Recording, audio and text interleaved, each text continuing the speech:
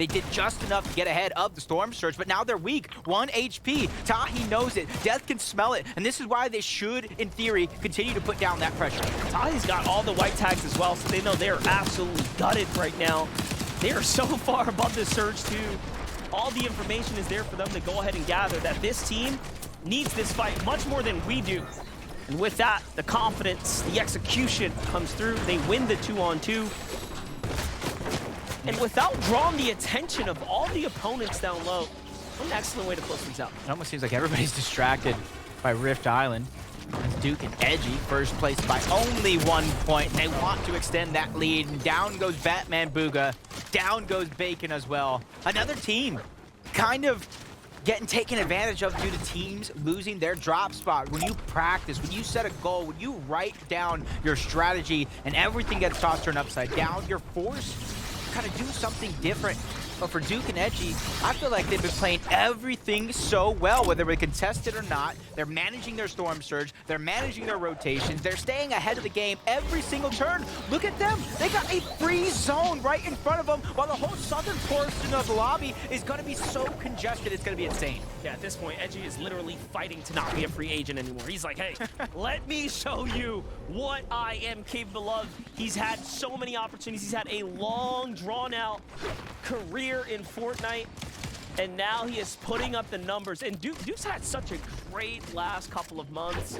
Just all in all, finding his way up the ranks, really earning his respect tournament to tournament. Everyone recognizing, hey, this kid's dangerous. He's nice. Talk about this.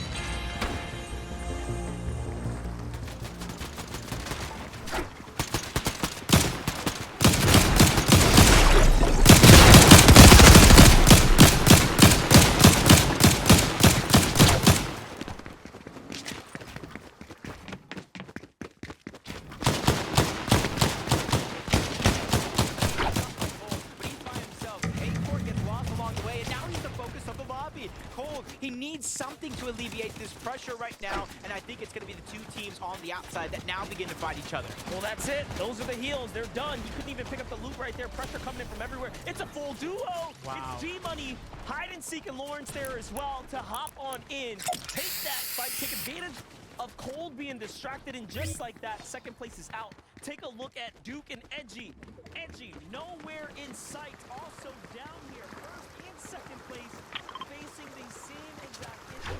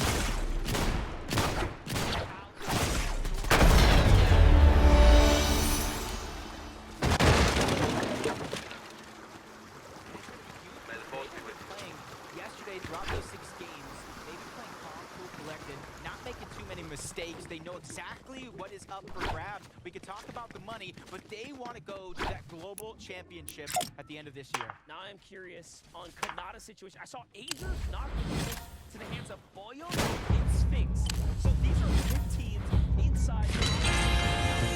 Already, so they're going to start opening up the leaderboard. Bryce and Chubbs also have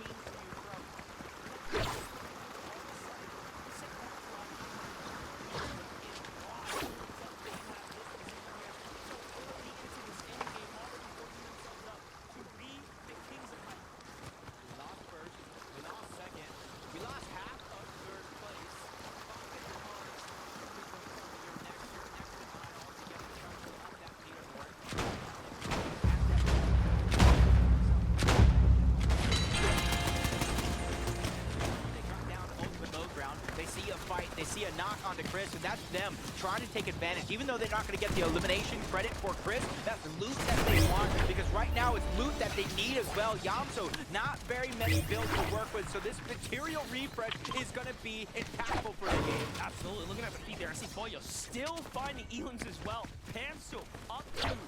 Jumping in with Bryce and Chubb, though, they have all the danger in the world surrounding them here inside the congested pack of players that are moving right now. We saw the hardest move.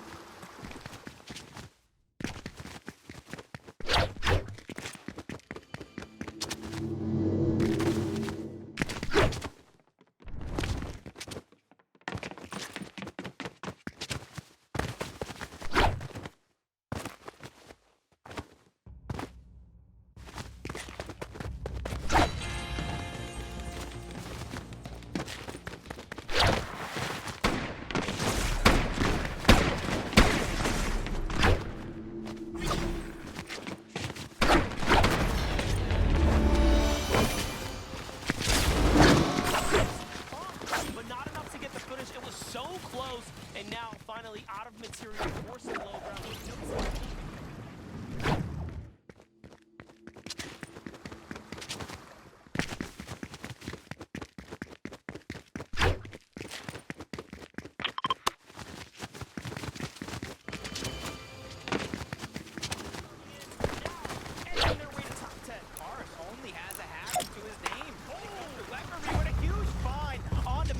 Towards the low ground. He gets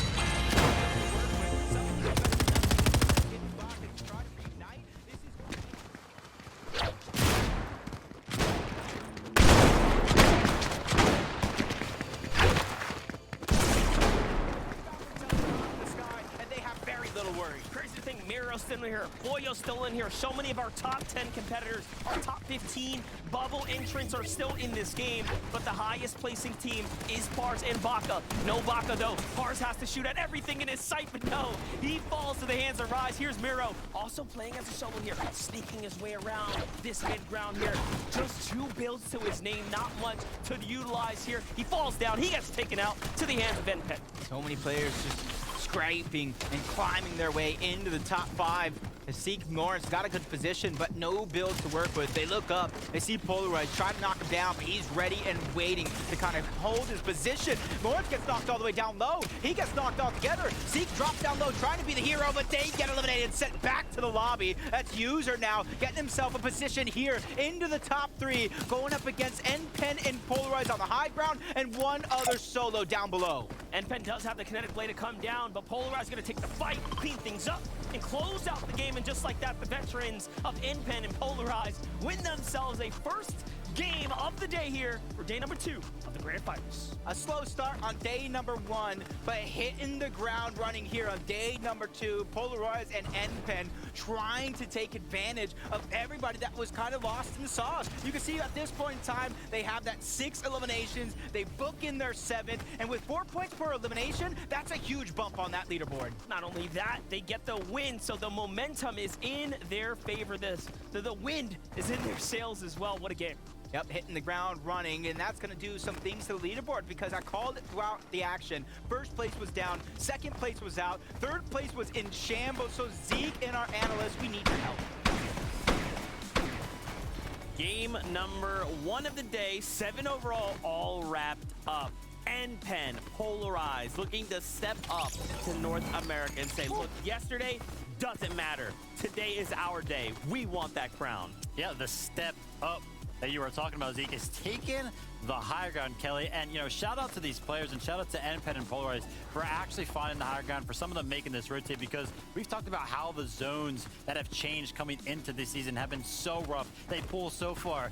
This game, Fortnite was like, hey, why don't we throw a couple of mountains in the mix as well to make it just that much harder? I mean, look at the terrain in the background. I love how it's not just the meta of Fortnite we see, but the meta within a tournament that evolves. And what we're seeing, and what we've seen for the last few weeks, is that one player will drop down to stop the potential heal off while one player stays high. Now, NPen, the player that stayed on the high ground there, didn't have any heals, and that's typically the factor we see in there. But what he was lacking, the reason he didn't drop down, is that he had like 50 medium ammo and maybe a few shotgun shells. So, of course, Polarize was the better choice to drop down and grab those eliminations if needed. They're like, hey, we're up here. I'm up here. I'm ready for heal off. No one look. No one look.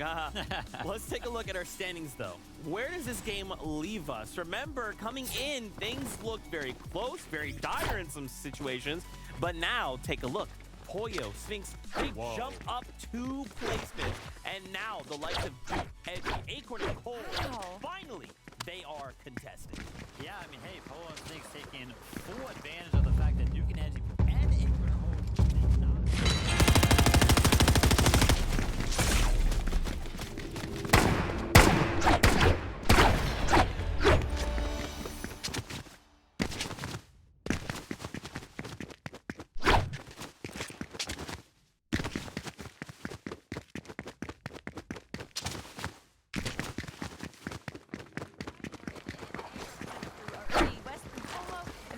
representing NA East, and clearly the synergy is working out for them real well. Watching them play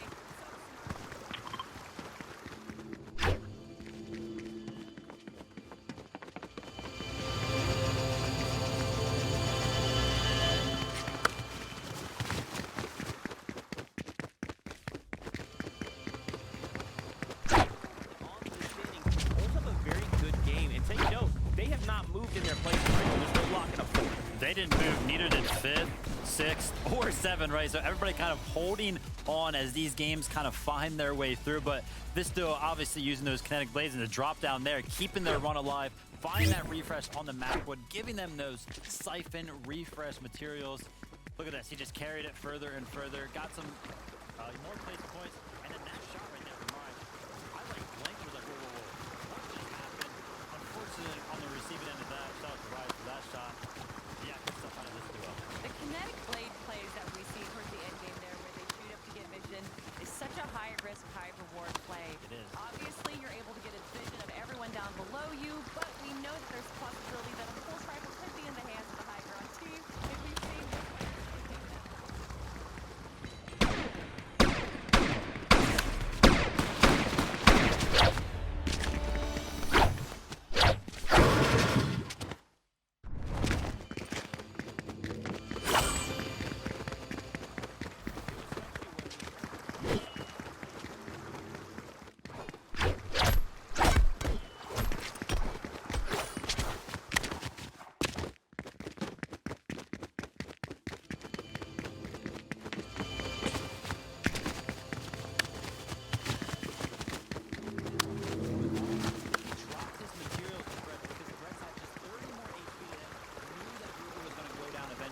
Basically just put it in the hands of Threats, the trust to actually be able, you know, put that into your duo's hands, the experience to make that call. Shout out to Booger for that little bit of a, you know, that little bit of an edge over the rest of the competition. And we've seen a lot of players that would end up either lacking in materials or in ammo, just like what we saw with Threats there, that they tend to stick to the mid ground, and he did that really well. Typically, you see a lot of aggression going on the low ground, and then, of course, the high ground are just snipers taking everyone out. So by staying in the mid ground, you're able to kind of be a little bit more protected, but also be aware of what's going on to the players down below. I love it. Now, I want to check in with the top 20. We know 340 points is the duo in first place. Yep. Well, let's kind of roll on over. Where are we at? What does that top 20 look like? Death and Tahi currently in that 20th place rather with 168 points. But just start to look at the names on this second page, right?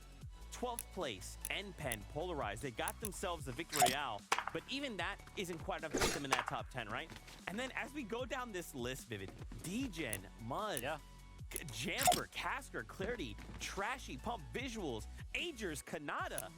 What is happening here? Yeah, I mean, I'm actually looking at this top 20, and I'm looking, you know, some of these points, right? 17th being 200 points. That's 140 points behind. Realistically, I mean, anything can happen as we go throughout the day, especially if we take into consideration what we just saw in game number 7. A lot of the top teams not performing. That just opens up the floodgates for all of these bubble teams to actually catch up. And you're asking what happened? Well, Zeke, we added an entire new region together. It's no longer just NA East top teams competing. Now we have the NA West top teams competing too. And that is definitely going to be shaking up the lobby, not just with how the top teams are taking other teams down, but also drop spots. Yeah, I love that. I love kind of using that as kind of the measure, right? We have to remember there's still teams trying to adapt. They're still trying to figure each other out while also aim for these top 3 spots, Vivid. Yeah, and let's talk about adapting, right? NPen and Polarized finding a very good game number 7, landing south side of the map. If they have figured something out that they can consistently replicate as, you know, the day goes on, they could be running towards that top. Yeah, we've seen a lot of these top teams that are able to get high ground are also the teams that are prioritizing the weapons cache. Anything that can possibly grab those slurp juices. Obviously, heal-offs aren't as likely in the grand finals, but they are still a potential. So being able to cover all of your bases like a lot of these top teams are doing is going to be working out for them. I love the breakdown. There's so much happening here in North America, but these guys have got us covered. Now, of course, more action, more games.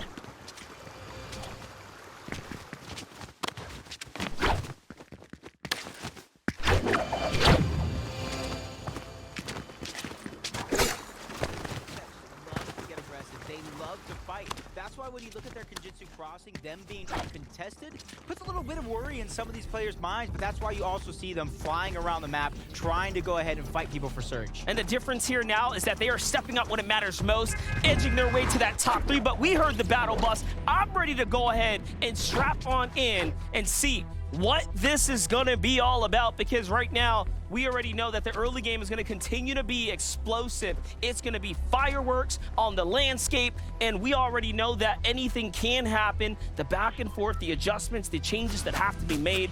Let's watch it play out here. Tahi and Dev touchdown first. One of the few teams that get, like we just talked about, access to such major loot, vault access, and still they're inside that top 20. What can they do to solidify themselves further of the fight? Yep, Yamzone Rise, one of the contenders here in the lobby. If they could manage to make it off spawn majority of these games, they did it in game number 7 on the day, and they're going to do it here again. And all it took them was a couple of seconds. Rise and Yamzo, big 2-piece elimination out the gate there. They'll go ahead and tuck that one in the bag and take it home to go for Chubbs and Bryce. They also have seemingly got into a little bit of a potential scuffle here for the job. No, actually, the opponents that were there backed off for the second game now. Okay, so we can conclude the story here that Bryce and Chubbs might have actually done enough in day 1 to fend off and earn the respect of the opponents that was challenging them. For Zypher and On1, the story's not the same. They actually got taken out last game. Trying to get a little bit of revenge here in this game against Landjock and Zukis, who finally showed some life here on the day. You have to be careful, because the longer a fight like this takes, there's a team right towards the south that might be looking over, trying to get some free Surge tag. Then you also know Pam's doing Fatch, land over towards Frenzy Farm, so it's not something that you want to have prolonged here. And staying in the house might be the play if it is going to take some time. Zypher sneaking around the corner, gets the piece control towards the other side, and a huge beam from the compact SMG, but it's going to leave Zukis with just a sliver of health. You don't want to give anybody any hope to try to fight back. Notice the respect there as well, playing extremely passive, although they do have the advantage here. And this is the caliber and respect these professional players demand. Although Zukis is on a single shot, Landjock does enough to fend them off there, even find themselves minis. That's going to actually be a huge boon for them. Great find. This On1 now is on the hunt. Zukis has not gotten any heals just yet. This is a desperate position to be on. See if he can find it. Nothing just yet, Jacob. Landjock, All right, he's going in. Ammo, because he only had 2 shots left in the combat. That would have been drastic, especially with the angle that he has right now. He's getting pressure both On1 and Zypher. They finally know their way in, but it's going to be a trade. Landjock is doing a good job of fighting back, and On1 senses some weakness, and he plans his revenge as he takes this fight right to their doorstep. And I'll tell you what happened. He ran out of shotgun ammunition. He had 2 bullets in the combat. I saw it. He saw it, but then he forgot. We all get in those kind of situations where the pressure starts to set in and you just result in muscle memory. It's human nature. As we tune into Cold, no Acorn.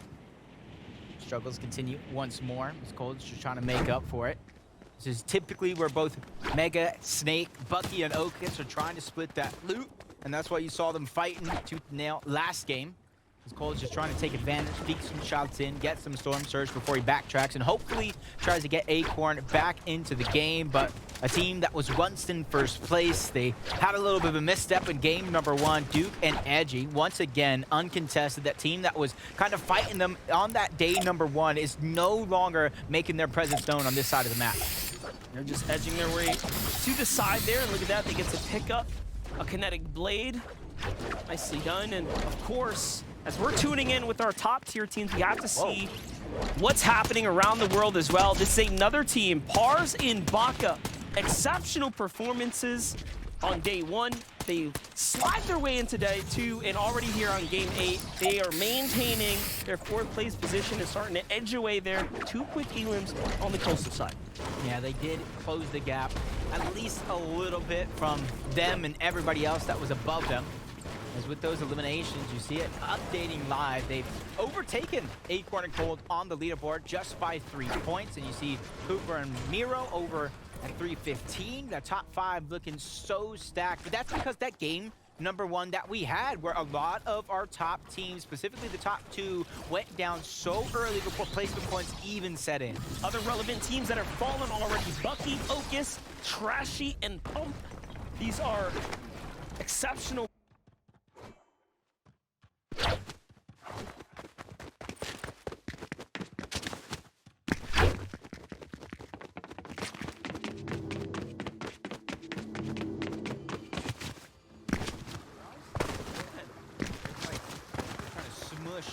The other team contesting both of them on that side. Polaroids with a confident play just to take over that high ground and land a good shot onto Threats, backing him down just a little bit. But you can kind of see the strategy. NPen eased up that pressure, moved in, made it look like a 2v2 was going to go down. As soon as that happened, Polaroids got right on out to disengage. Going against Booga and Threats this early in the game wouldn't be on my list of things to do. That was crazy, though. The pre-fire right there that Threats was able to tag and land with. And just like that, you have a little bit of a standoff here between NPen, Polarized, Threats, and Booga. Of course, none of them want to overcommit, but those tags that they find are extremely important, of course, because you have to do damage at the end of the day. So let's look at Chubbs and Bryce here.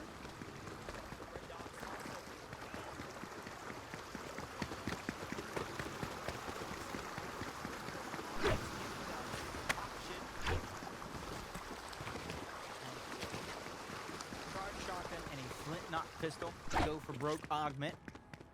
But the Mega City that's been wielding some great entertainment so far, Poyo and Spinks, specifically Poyo with the 1v2 against Epic Whale and Reed.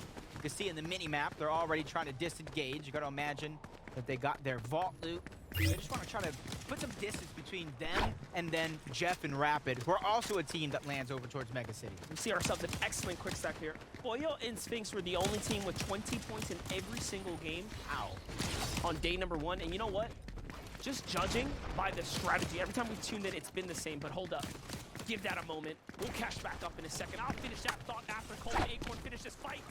But can they win it? It's the most important part.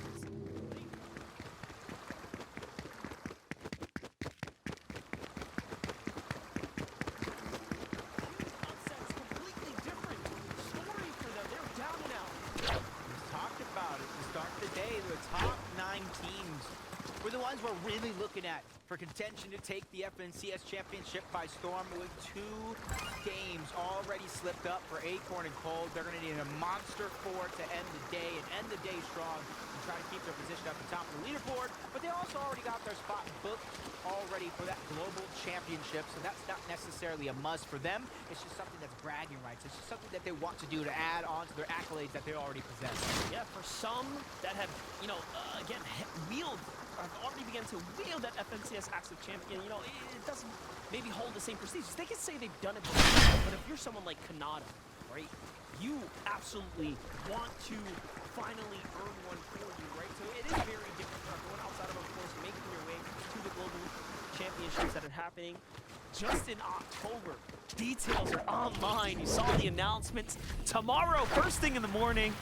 It looks like tickets are live. I know my alarm's set. I'm gonna kind of get me a ticket myself. That's some action that I don't want to miss, especially where it's at.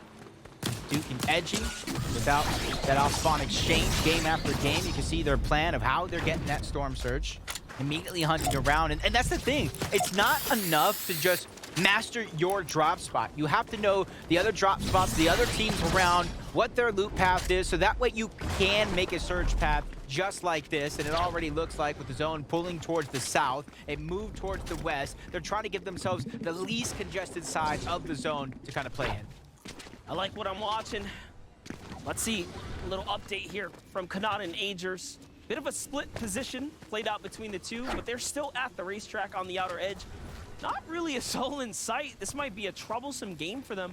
Yes, they have an elimination, so we can assume they have some tags, but we all know those early game elims, I mean, you know, players are not really healthy at that point, right? They're typically shieldless, so it's about 100 damage. That's not enough. Yeah. Not enough for Storm Surge. All it does is typically buy you a couple of extra seconds, maybe a minute, before you gotta look for that surge again. As Batman Booga, they're trying to look for not only surge, but some points to make up for those speed bumps they hit across the way. But you gotta be careful. Pamso and Fatch, like a lion in the safari, slowly but surely creeping up, getting ready to pounce at a moment's notice against DJ and Muzz, who started the day off hot yesterday, slowly but surely slipped up. But there's no time like the present, especially in day number 2, as Batman Booga's forced back, but lands a quick shot. These trades are so important. Make sure nobody has the upper hand. But as soon as I say that, that Pamso third party comes in. But if you look at the mini-map, there's still 2 more teams that have yet to take part in this fight that have that potential to do so. You can see this fight's all open. The weapon cache, they want that loop that gets pushed out of it.